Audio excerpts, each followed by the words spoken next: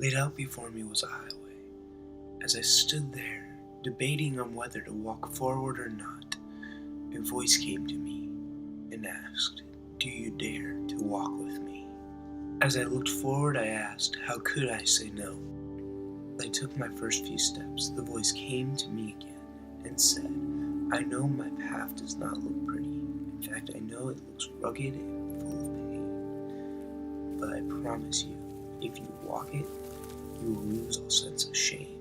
And by the end, all your chains will be cast away."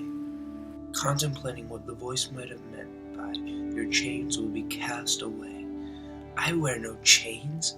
Sense of shame? Shame of what?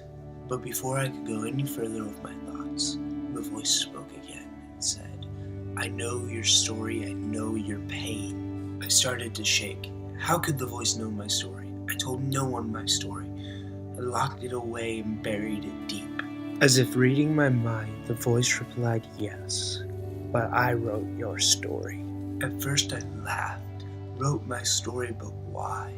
Who would write such a terrible story as mine? The voice replied, "I wrote your story with something bigger in mind. You see, while you were running from me, I was preparing something bigger for you." Now I was confused. "Running from you? I've never even heard you before," I said to the voice. The voice in a mournful tone replied, "I've always been there with you, trying to speak to you, but you were too busy. You shut me out. You did not want to hear me." I simply thought, "You should have been louder," the voice replied. "If I was any louder, the earth would have had to shake and spell out your name." I said, "Well, I never heard you. Besides, if you wrote my story, why did you let me go blind? And why would you let me go through the pain of my chest that kept me out of most of the 8th grade?" The voice replied, "I never created you for pain or loss of sight.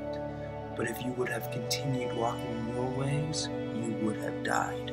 So you say it was because of you that I can now see and breathe without pain, even though the doctors have left it unexplained?" The voice replied, "Yes, son. It was my delight to hear you, and my joy to see you see. Son, will you walk with me? The path is rugged, and the road is hard, but I want to walk with you, my son, and I want to teach you my ways, if only you would walk with me."